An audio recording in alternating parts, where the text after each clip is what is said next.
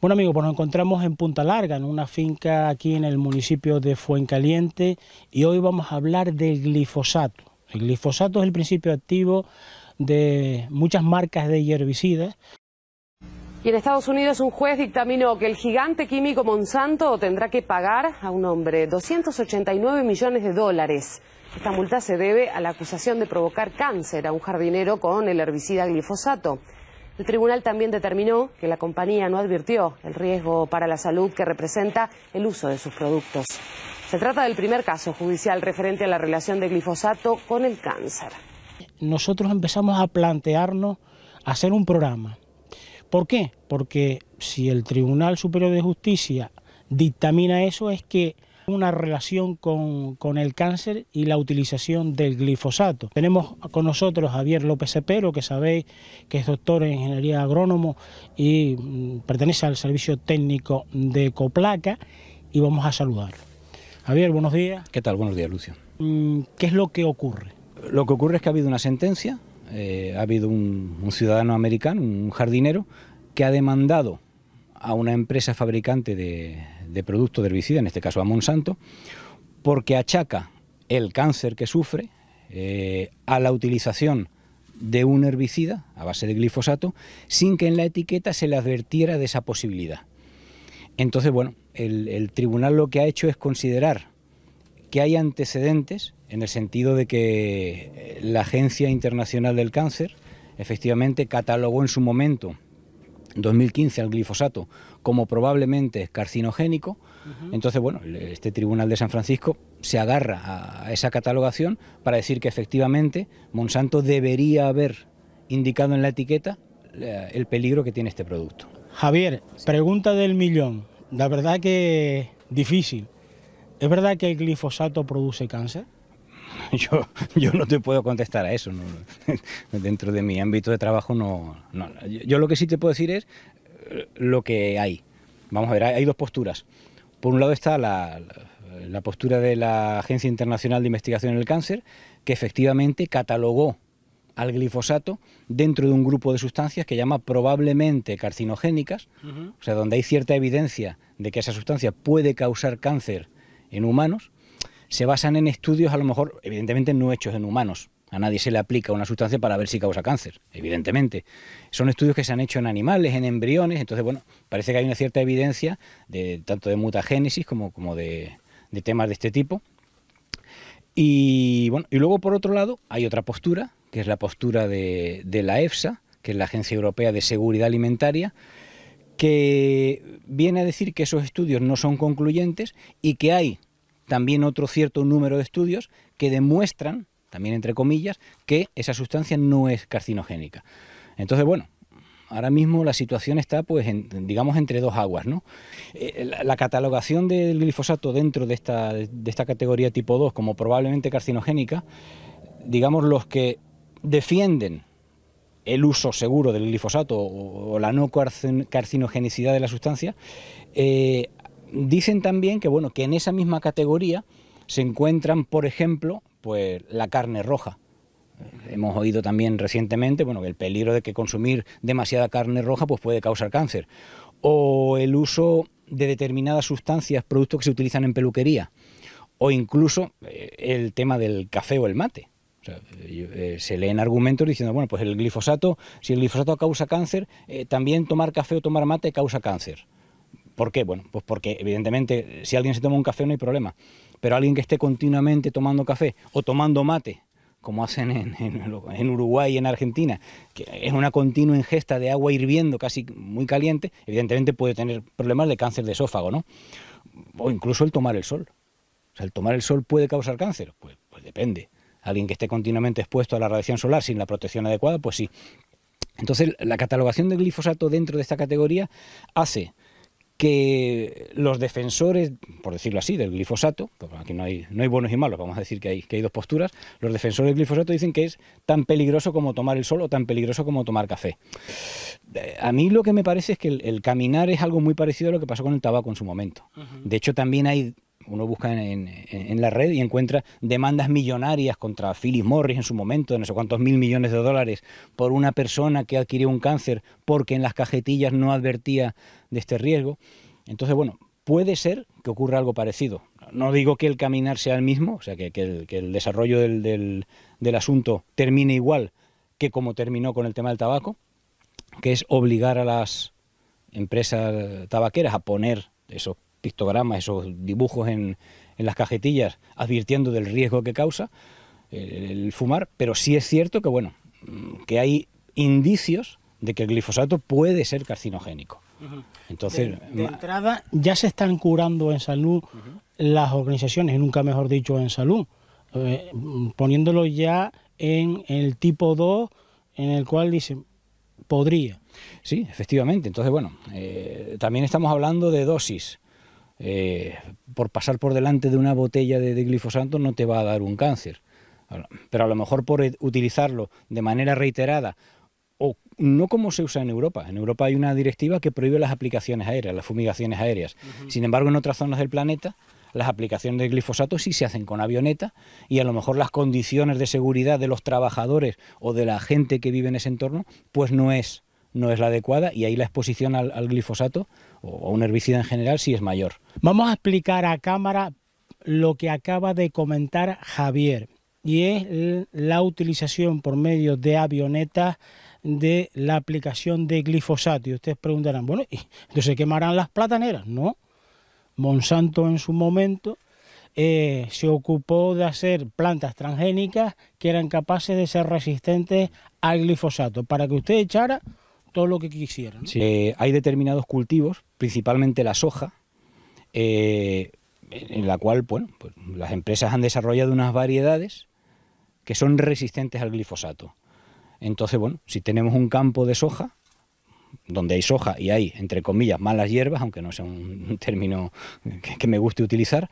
A mí tampoco. Tampoco.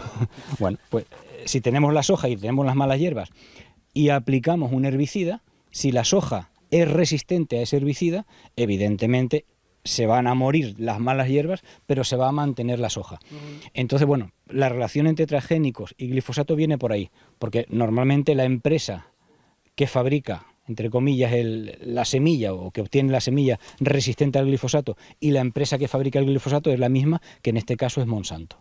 Estamos en Platanera y vamos a preguntarle por la utilización del glifosato en Platanera.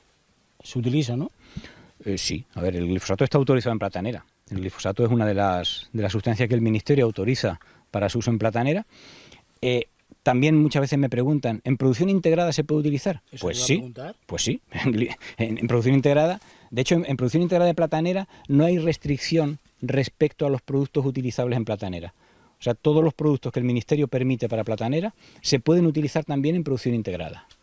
Lo único que ocurre es que aquellos agricultores de producción integrada que han solicitado la ayuda agroambiental por estar en producción integrada, que son 691 euros por hectárea, cuando pidieron la ayuda firmaron un compromiso de no utilización de escarda química. Entonces, un agricultor de producción integrada que haya pedido la ayuda agroambiental ha firmado que no puede utilizar escarda química. Y escarda química es el glifosato, es cualquier herbicida, es vinagres al 20% que venden por ahí para quemar hierba, etcétera, etcétera. O sea que el agricultor que ha pedido la ayuda agroambiental solamente puede controlar las hierbas, o dejándolas como están, muchas veces no hace falta eliminarlas, o mediante medios mecánicos, acolchados, etcétera, etcétera. Esa es la confusión que hay muchas veces con los herbicidas. La platanera se puede usar en producción integrada, etcétera, etcétera. Si nos remontamos al principio de esta entrevista, tú hacías un planteamiento, y era que muchos agricultores de la OPP te habían planteado si en base a esta resolución judicial de San Francisco se podía o no se podía utilizar el glifosato. ¿Cuál es la respuesta? No afecta a la legalidad en la utilización del producto en los Estados miembros, en España, y en un cultivo como la platanera en este caso, ¿no? Lo que ocurre es que, bueno, normalmente en platanera no hace falta utilizar ni glifosato ni ningún herbicida, ¿no? La platanera, por la propia estructura que tiene la planta y por la forma de cultivar, hace que una hierba que aparezca entre el cultivo prácticamente, salvo casos muy concretos, no va a restar producción al agricultor. Entonces, bueno, siempre, vamos, aquí hay algún técnico asesor que trabaje en el tema, si luego tenemos oportunidad de hablar con Aitami te lo explicará mejor. Ante cualquier aplicación de fitosanitario, ya sea para controlar la cochinilla o el pulgón, ya sea para controlar la hierba, lo que hace falta primero es ver si es necesario. Entonces, en el caso de las hierbas, muchas veces no es necesario aplicar nada para eliminarlas. Primero, porque no causan problemas, no causan pérdida económica, exactamente. Y luego porque, bueno, hay otras alternativas. Hay alternativas de acolchado, alternativas de desherbado manual, desherbado mecánico, que hacen que, bueno, no haya que llegar al tema de la utilización de un herbicida. De hecho, vamos, yo como sabes me dedico al tema de auditoría interna para producción integrada y Global Gap de las fincas de Coplaca que están metidas en esto, que son cerca de 1.200 ahora mismo, 1.200 fincas. Y yo creo que en un 95% de los casos, cuando hay una botella de herbicida de la marca que sea, y le preguntas al agricultor que esto para qué está aquí, ¿usted utiliza esto? Normalmente la respuesta es no, esto es para un fisquito de hierba que me aparece en la cuneta, o esto es porque el sábado viene el dueño y si ve la hierba piensa que soy un dejado. Entonces yo creo que no hay ningún criterio agronómico, es un criterio estético que para mí no tiene ningún sentido como técnico. O sea, un agricultor profesional y un técnico profesional no puede admitir que un herbicida, sea glifosato o sea el que sea, se utilice para quemar un poquito en la cuneta porque viene el dueño el sábado. O sea, eso no es de recibo.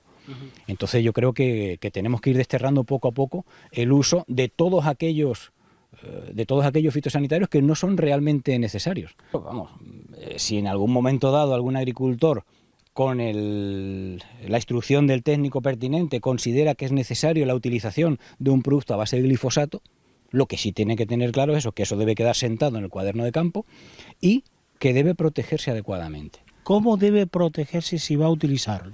Bueno, en la etiqueta de los productos sí que aparece el tipo de protección que debes llevar. Determinado tipo de filtro, de máscara, de guante, de traje, de botas, etcétera, etcétera. Lo que hay que darle a los tratamientos con herbicida es el mismo estatus que tiene cualquier otro tratamiento. Quiero decir, todavía quedan en algunos sitios la inercia de que, bueno, para quemar un rodalito de hierba, eso es prácticamente como subir un par de bloques al muro. Es una cosa que hago en un rato. Y no, o sea, un tratamiento a un rodalito con una mochila, con glifosato, con cualquier herbicida, es un tratamiento fitosanitario que tiene que llevar detrás o bien la instrucción del técnico, en los casos que legalmente tiene que ser así, o bien simplemente la aplicación de una gestión integrada de plagas, que es obligatoria para todos los agricultores de la Unión Europea, incluido el platanero de medio Celemín, y que debe hacerse con la protección adecuada. Amigos, pues seguimos con más protagonistas de este reportaje que estamos haciendo sobre el glifosato. Se encuentra con nosotros Aitami González, es técnico de la cooperativa Teneguía. Estamos, y repetimos, estamos en la zona de Punta Larga, el municipio de Fuencaliente. Aitami, buenos días. Buenos días, ¿qué tal? Estamos visitando la finca de Moisés, una finca que, bueno, él nos decía a priori que con la raspadera está controlando las hierbas. Háblanos un poquito desde el punto de vista técnico, ¿qué te parece esa experiencia? Según comenta él, no es una cosa que no le supone mucho trabajo y que, bueno, de momento la controla así. Yo particularmente creo que el uso de los herbicidas en la mayoría de fincas de plataneros no son necesarios. Simplemente con colocar bien, o sea, con molestarse en colocar bien la badana sobre el suelo para cubrir el suelo, o utilizar pinillo o cualquier estiércol como tiene él, pues perfectamente se podría controlar. Hay algunas fincas que con variedades que tienen una densidad menor y hay más luz, entra más luz al suelo, pues que sí prolifera un poco más la hierba, pero que no. Mi opinión particular es que no es necesario utilizar el herbicida. En general en la cooperativa, pues insistimos bastante en que hay que tomar el herbicida como si fuera cualquier otro tratamiento, se debe de avisar al técnico y se deben de tomar las medidas de protección al igual que con otros tratamientos. Aitami, cuando un agricultor toma la decisión de hacer un tratamiento con herbicida en su finca, ¿qué tiene que hacer? Lo primero, ponerse en contacto con ustedes, apuntarlo en el libro de campo. ¿Qué más? Bueno, ponerse en contacto con nosotros y un poco a priori, antes de hacer el tratamiento, pues ver un poco las posibilidades de alternativas al uso del herbicida. Como digo, muchas veces no nos molestamos o sea, hay dentro de una finca, cuando se corta la mata, dejan acumuladas las hojas en el mismo punto y no las colocan en zonas donde ya la badana da más el sol, se va degradando más rápido y van apareciendo clareas en el suelo. Entonces simplemente con esos, a lo mejor en fincas, simplemente con ese movimiento ya te evitas el tratamiento. También otra práctica interesante sería no dejar que la semilla o sea, que la planta eche semillas. Sí, en el caso o sea, sería más conveniente eliminar la planta cuando, la hierba cuando es pequeña para que no semille y así no, vamos, la vas eliminando poco a poco. Sobre todo las hierbas que crecen aquí son gramíneas y bueno, si se eliminan bien eliminadas desde un principio, normalmente no suelen aparecer. Normalmente no suelen aparecer. El problema muchas veces también está en que utilizamos estiércoles o compost que no están totalmente hechos, entonces y traen muchas semillas, no se ha alcanzado a lo mejor la temperatura necesaria para eliminar esas semillas dentro del proceso de compostaje y junto con el estiércol nos viene la semilla también. Según los datos que tú tienes recogidos, el uso o el control de las malas hierbas, ¿cómo está? Bueno, en general la mayoría de fincas no utilizan herbicida. Aquí la mayoría de fincas utilizan variedades del país que tienen una densidad bastante alta. Un marco de plantación bastante... Exacto, entonces volvemos a lo mismo, el sol prácticamente no penetra en el suelo y no se utilizan, o sea, yo diría que la mayoría de fincas no utilizan herbicida. Después hay otras fincas que tienen, lo que estábamos hablando, variedades como la gruesa palmera que tienen, o sea, necesitan mayor espacio. Y en esas fincas sí se utiliza un poco más el herbicida, pero vamos, que yo creo que no llegará a un 40% de fincas que utilizan herbicida. ¿Esta zona cómo es el momento idóneo de superproducción? Bueno, aquí digamos que las apariciones buenas, pues estamos en una zona privilegiada, estamos en primera zona, una temperatura media anual bastante alta. Por la noche la temperatura mínima también es bastante alta. Estamos en una zona protegida del sol, o sea, del viento. Entonces tenemos unos rendimientos bastante altos. En la cooperativa, por ejemplo, tiene el rendimiento medio son 75.000 kilos por hectárea. Estamos bastante más altos que en la media de Canarias. Pero bueno, también la particularidad de que la cooperativa Teneguía, la mayoría de sus fincas están en esta zona únicamente. En otros municipios tenemos, pero no tenemos mucha cantidad, que por eso tenemos unas medias tan altas. Bueno, pues nos encontramos con Moisés Triana, estamos en Punta Larga. Esto es una finca de la cooperativa Teneguía, ¿no? Sí, es una finca que tengo de negocio, de mi tío. Y bien, son como 2 fanegas. Aparte de estas tengo una fanega y pico propia y 2 fanegas más. En total llevo como 5 fanegas y media. Mira, para los que no conocen esta zona, tú como agricultor, ¿qué destacarías de esta zona? A bote pronto, la temperatura en la producción platanera. La temperatura es la ideal. Es una temperatura alta y es costa, es primera zona. Es la costa Fuencaliente, en La Palma. Es primera zona, primera. Media de la fruta, es decir, el peso de la piña, ¿cuál es la media más o menos? 42 kilos más o menos de promedio. ¿Cuál es el momento álgido de corte de la fruta aquí? Bueno, yo corto todo el año. La forma mía de trabajar es todo el año. Corto prácticamente, cuando más corto es quizás en octubre, noviembre, pero no, también corto en julio, agosto, todo el año. Eso lo basas un poco en el desige, ¿no? En el desige. El desige es descontrolado, al más grande y a nada. No controlo la producción, yo no la controlo. Moisés, te hemos estado preguntando estas cosas porque estamos hablando del glifosato. El glifosato es pues el principio activo de uno de los elementos que se utilizan como herbicida. y sabemos que tú eres una de las personas que no utiliza glifosato, que no utiliza herbicidas para matar las hierbas de la platanera, que sí que las hay, porque es una zona con mucha temperatura, porque es una zona con bastante humedad, porque riegas bastante. Sí, todas las semanas. Todas las semanas, ¿no? Y por lo pronto hierba sí que hay, pero tú, aún estando en agricultura convencional, no utilizas, no eres ecológico, ¿verdad?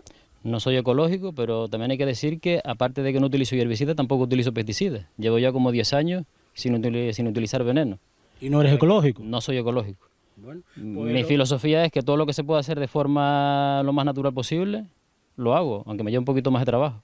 Pues Moisés, explícanos cómo haces tú para contener las hierbas. En platanera es muy sencillo. Tienes una densidad de platanera más o menos buena, normal, el terreno acolchado y prácticamente en verano no te sale hierba. Después en invierno, cuando viene el viento que te aclara un poco más la platanera, sí, pero la controlo con esto. Bueno, Y 1 hora a la semana, 2 horas a la semana como mucho, en invierno. En verano prácticamente no hace falta. Y la controlo un poco ahí, los foquitos que van saliendo y nada, es muy sencillo. mira, utilizas para ahogar la hierba, ahora estamos viendo estiércol, pero también la badana, ¿no? Sí, yo procuro cuando pico las hojas de la platanera, la badana esparcirla y que tenga todo el terreno cubierto. Y así es mucho más fácil. Bueno, Moisés, pues ya tenemos aquí la hierbita. Hombre, voy a decir un secreto, le pedimos que dejara un trocito para ver cómo lo hacía él. No es que él lo deje así como así, ¿verdad, Moisés? Sí, sí. Bueno, pero ¿cómo harías tú? Pues yo, sinceramente, por este poco de hierba no pierdo mucho el tiempo, porque esto no te va a restar producción en la platanera, pero ya cuando la cosa está un poco más avanzada, simplemente con la raspadera la mato, vuelvo otra vez a colchar el terreno y ya está. Ya te digo, como 1 horita a la semana, con mucho 2 horas, controlo la hierba de las 5 fanegas y pico de plátano. Y yo cojo vacaciones también y tengo mis días libres. No vayan a pensar que estoy esclavizado aquí todo el año y todos los días. Bueno, vamos a hacer hincapié en el tema de la producción. ¿Tú crees que aunque tenga mucha hierba la platanera se pierde tanta producción? No. ¿O es más bien estético? Es un poquito de estético. Césped, claro que sí, pero por un poco de hierba no. Aquí lo que hay son algunos focos, nada más. Tenemos aquí a Raúl Cabrera, él es pediatra. No es una persona que se ha ocupado de diversos estudios a nivel de ver los residuos sobre todo de fitosanitarios en la población canaria. Ha trabajado con distintas universidades, sobre todo con Las Palmas de Gran Canaria, y yo creo que tiene mucha experiencia, tiene bastante conocimiento sobre este tema, y con él un poco vamos a discernir un poco desde el punto de vista médico qué relación hay entre la utilización de los herbicidas, del glifosato en este caso, con la aparición del cáncer. Raúl, buenos días. Hola, ¿qué tal? Buenos días. Raúl, a bote pronto, ¿qué relación puede haber entre la utilización del glifosato y pues la aparición del cáncer en nuestro cuerpo? Depende de qué agencia o de qué organismo nos movamos, pues nos dice que es más peligroso o menos, ¿no? Pero yo creo que la Organización Mundial de la Salud es lo suficientemente seria. Su agencia de investigación del cáncer pues dice que pues, lo tiene catalogado como probablemente cancerígeno. Eso significa que en animales sí que hay estudios que demuestran que el glifosato produce diferentes tipos de cáncer, y que también hay algunos tipos de linfomas, como es el caso del señor este que demanda a Monsanto, que también se relacionan con el uso, ¿no? De todas maneras, siempre cáncer cáncer nunca lo podemos atribuir a una sola causa. Yo puedo estar fumando toda la vida y no tener cáncer, pero eso no saca que esté demostrado que fumar produce cáncer, porque las personas que fuman tienen más cantidad de cáncer. Pues igual, si tenemos que decir que cualquier marca de producto fitosanitario va a producir cáncer seguro, pues eso es difícil de demostrar, ¿no? Porque no estamos haciendo experimentos en humanos para demostrar eso. Pero sí que hay evidencia del daño que esa sustancia nos produce, sobre todo el uso continuado, bien como agricultor aplicándolo, y también pues las ingestas de forma continuada, ¿no? Una nota de prensa que hemos leído dice que no es acumulativo, cualquier fitosanitario es acumulativo, Raúl. Por supuesto, cualquier fitosanitario es acumulativo de esa sustancia y también con todas las demás. De hecho, en toxicología nos preocupa el efecto cóctel, ¿no? Los estudios se hacen, pues la empresa paga los estudios del glifosato o cualquier otra sustancia sola, en el mundo ideal de que yo estoy expuesto solo a esa sustancia, pero después estoy expuesto a 10 pesticidas más, a 10 metales pesados y a un montón de contaminantes ambientales. Entonces, ese efecto cóctel en mi cuerpo es el que favorece un estado de inflamación crónica, un estado de oxidación de las células, de envejecimiento de las células, y es el que puede favorecer pues que yo pues desarrolle un cáncer o desarrolle una enfermedad degenerativa. Es Crónica, decir, quizás. crónica, ver las sustancias de una en una por separado es absurdo porque nosotros no somos un animal de laboratorio, ¿no? Es decir, en la realidad estamos expuestos a al menos 2000 sustancias con potencial cancerígeno. Creo que la clasificación de la Agencia Internacional va en torno a 2000 sustancias de nuestro ambiente con potencial cancerígeno. Pues estos son los boletos de la lotería. Es decir, a más sustancias estoy expuesto a la vez, pues más probabilidades tendré de que mi cuerpo no sea capaz de superar eso, ¿no? Tenemos mecanismos para compensarlo, para degradar esas sustancias, pero a más tiempo estoy expuesto y a más cantidad de sustancias, pues más probable de que mi cuerpo falle y no pueda con esas sustancias. Muchas veces viene en la etiqueta y dice, si usted utiliza esta dosis, no le va a producir ningún tipo de daño. Pero claro, siempre hay por debajo de ese umbral hay un tanto por ciento. Pero como bien explicaba, la suma de esos tantos por ciento por debajo del umbral hace que durante un tiempo subamos por encima del umbral y aparezca que estamos recogiendo en nuestro cuerpo una cantidad ingente de materias tóxicas. En principio cualquier cantidad pues tiene efectos tóxicos, ¿no? Pero claro, como es acumulativo, a más cantidad pues es previsible que el efecto perjudicial sea mayor, ¿no?